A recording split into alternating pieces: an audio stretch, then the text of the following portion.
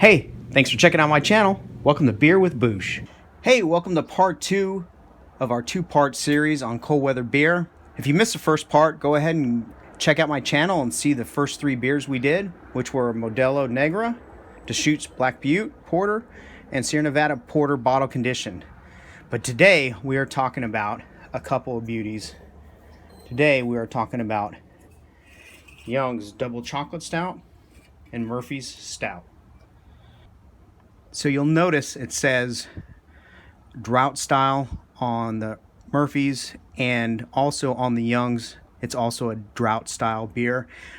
What that basically means is it's a nitrogen pill inside the can, and so when you open the can, the nitrogen's released and you pour the beer into the glass, and that's how it basically gets carbonated. And it's really neat. I rigged something up here. I hope it works so you can really see the color of the beer as it goes into the glass. So we're gonna go ahead and get started on our part 2 of cold weather beers.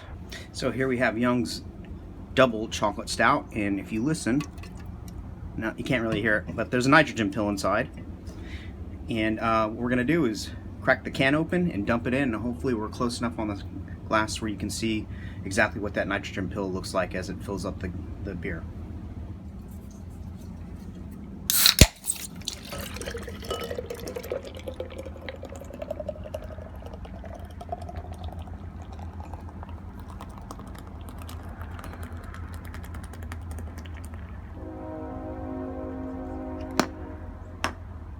You can see a cascade right there.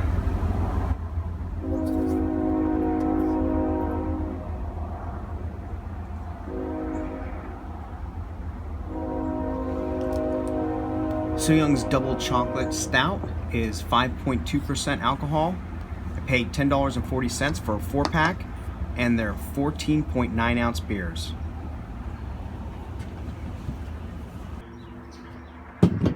So here we are with the Young's Double Chocolate Stout, and again with a nitrogen pill that made it, that flooded the beer with the nitrogen to basically carbonate it.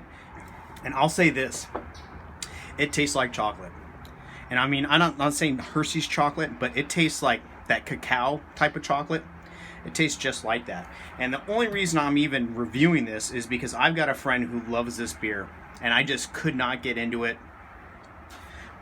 Couldn't get into the thought of a double chocolate stout, but it does taste like chocolate.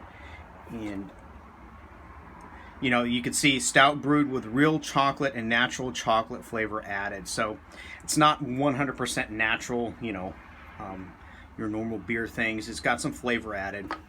But I'll tell you what, this is going on my playlist. A nice, again, deep, rich stout, heavy and a little bit bitter from the back end, but really you get that cacao type of chocolate flavor with a little hint of back end bitter. And from what I remember eating cacao chocolate, you kind of get that just eating the chocolate normally.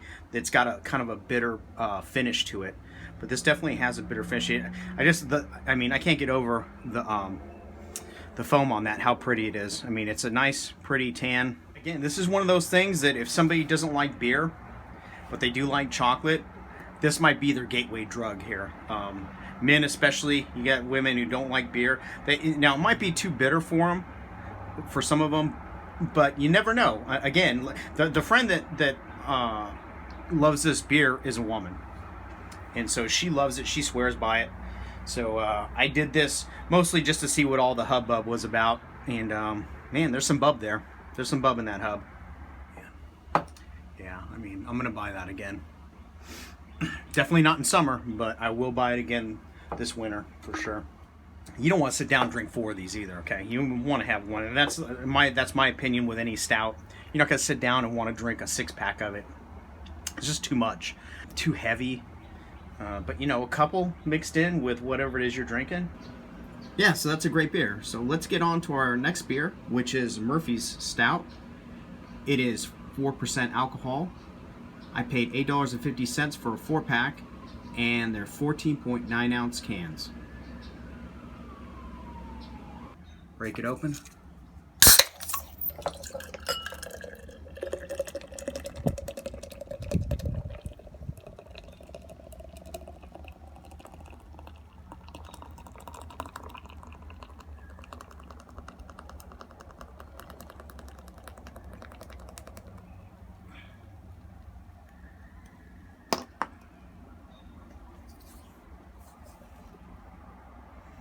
You can really see, I'm going to try to lift it up.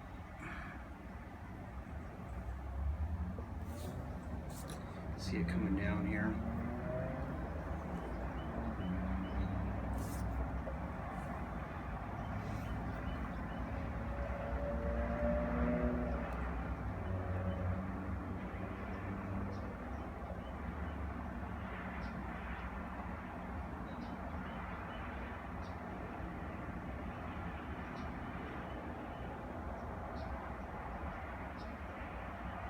So if you're wondering if there was a reason why I drank the double chocolate before the Murphy's, it's because whenever you're drinking beer, you always want to go lighter to heavier, or else your palate will get crushed. If I was to drink this beer, this is a little bit more bitter than the double chocolate, but this could really crush my palate, and the flavor of the double chocolate probably wouldn't come through as strong. Look at that. Again, check this out, real pretty foam there. But this is a fantastic stout. Now you're probably wondering, like, oh, well, how come you didn't do Guinness or whatever? I look at Guinness as basically the gold standard for stouts, basically because you can get it everywhere. Everyone knows what it is. And so some of you might have been turned off on stouts because Guinness can be really, really bitter. Now what you have here is a creamy stout. And the finish is not bitter the way a Guinness is. It's bitter, don't get me wrong. There's a hint of bitter back there. But there's also a complex flavor to it that goes more to almost a dark lager than a stout. Smooth and rich. So am I gonna sit down and drink 4 of these at a time? No. It's really good, but this might be, the end of the night type of thing, where if I'm sitting around drinking, or if I'm just gonna sip on it, in an afternoon and enjoy the weather, the cool weather. This might be the go-to. Along with double, it's gonna be hard to really, for me to beat that double chocolate stout. It's gonna be real hard for me to give that up. But I mean, I never had Murphy's stout before. I bought it just like the double chocolate for this review, and I was pleasantly surprised. And I'm telling you, I'm not a huge stout guy. I'm just not. But this is gonna turn me back on to stouts. There was a time where, almost anything I was drinking was either a black and tan or a black velvet. And if you don't know what a black velvet is a stout. And instead of Bass Ale on top like you would have in a black and tan, they put apple cider on top. And so you get this, it's a sweet velvety taste. It's a very aptly named. There was a time where that's all I drank for a long time.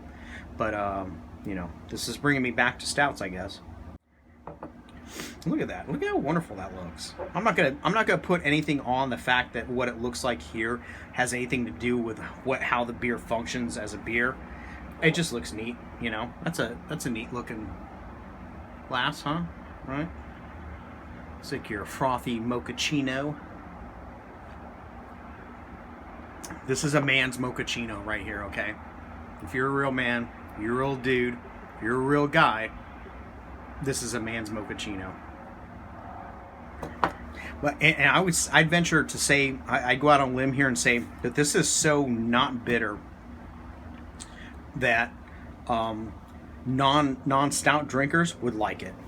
And give it a shot. Pick up a 4-pack and take the 4-pack. If what I like to do, this sounds horrible, but what I like to do is pick up a new beer, whether I like it or I know about it or not. I don't go online. I don't waste a lot of time looking online for reviews and things like that. What I do is I go and I pick up a 6-pack, or in this case a 4-pack, and I drink it.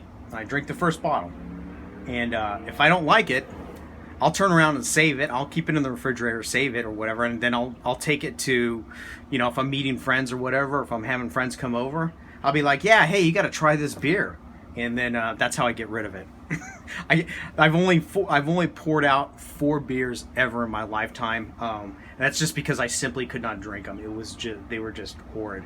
But yeah, you never throw beer away. Always, it's better to give beer away than to throw it away, in my opinion. Worst that happens is that somebody else doesn't like it, or they'll at least try it, or maybe, you know, you never know what happens when you give a beer away. So it's always nice to have that beer on hand that you don't want, and to give it to somebody who might enjoy it. And that's even better. You know, that's really the best outcome you could have, which is turning somebody onto a new beer. And again, whether you like it or not is immaterial, but you turn somebody else onto a new beer, and they're like, oh man, and maybe that'll get them drinking different types of beer. Like, oh, I kind of like that, and let's see if I'll venture out and try something different this weekend. This weekend it won't just be, you know, Coors Light and Natty Ice. It's going to be, you know, a substantial beer. Well, there you have it. That's part 2 of our 2-part series, Cold Weather Beers. If you missed part 1, go back to my channel and check it out. You'll see we did Modelo, Black Butte, and Sierra Nevada. But thanks a lot for watching, and we'll see you next week.